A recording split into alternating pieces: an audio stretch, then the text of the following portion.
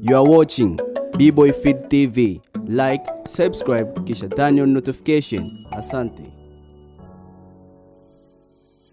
Mshambuliaji wa Simba Sports Club Kibu Denis Prosper aka Mkandaji, maswali yamekuwa ni mengi sana mtandaoni kumuhusu yeye, familia yake, wapi wanapotokea, kwa nini familia yake na kama mazingira kama yale.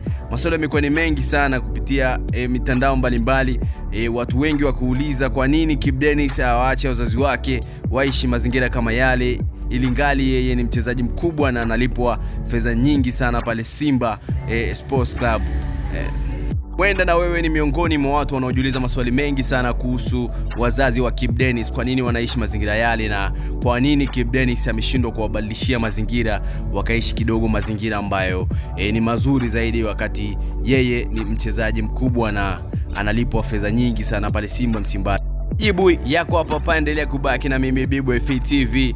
Nikukumbushe tu ambaye bado haujasubscribe channel hii, please make sure una subscribe kwanza kwa kubonyeza alama nyekundu na neno subscribe hapo chini ya video yako, kisha bonyeza alama kengele itakayotokea ili uweke all notification wa kwanza kupata habari zetu hizi na nyinginezo. Nikwambie back in business, back in story, ni kwamba Kibu ni mchezaji mkubwa ndio, na ni miongoni mwa wachezaji ambao mshahara wao ni very expensive, ni wachezaji ambao wanalipwa fedha nyingi mno hapa nchini kwetu kwenye ligi ya NBC kwenye timu ya Simba Sports Club. Lakini jambo limekaa hivi na swali limekuwa ni kwamba ni kwa nini nyumbani kwa kina Kibu Denis Prosper kuna nyumba ya udongo na nyasi, na ni mchezaji mkubwa na anayelipwa pesa nyingi sana hapa nchini kwetu.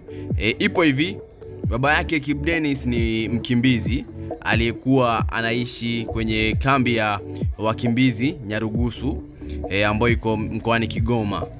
Kwenye kambi hiyo hairuhusiwi kujenga nyumba ya kudumu, pia hairuhusiwi kwenda kujenga au kuishi nje ya kambi hiyo.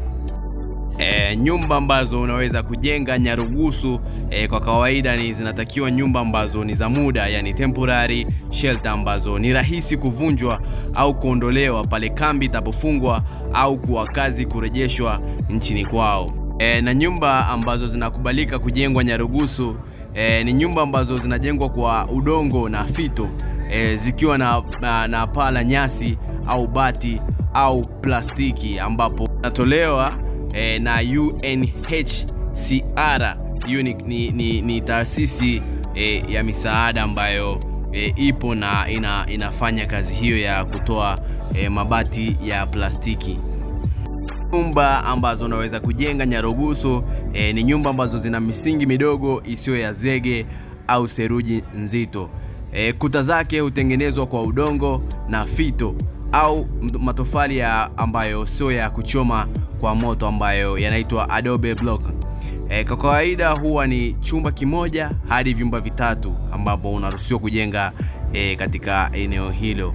Kwa hiyo wale wote ambao walikuwa nauliza kwa sababu gani mchezaji Kibu Denis Prosper ameshindwa kuwajengea wazazi wake, na ni miongoni mwa wachezaji wenye pesa nyingi na wanaolipwa pesa nyingi Simba Sports Club, sababu ndio hiyo, hawaruhusiwi kujenga nyumba za block, hawaruhusiwi kujenga au kuondoka katika kambi hiyo, yani kuishi nje ya kambi hiyo. Yani labda uamue umjengee mzazi wako, let's say anakaa Bunju, umjengee labda nyumba Masaki, umchukue kutoka Bunju umpeleke akakae Masaki. Hairuhusiwi kwa wakimbizi ambao wanaishi eneo hilo.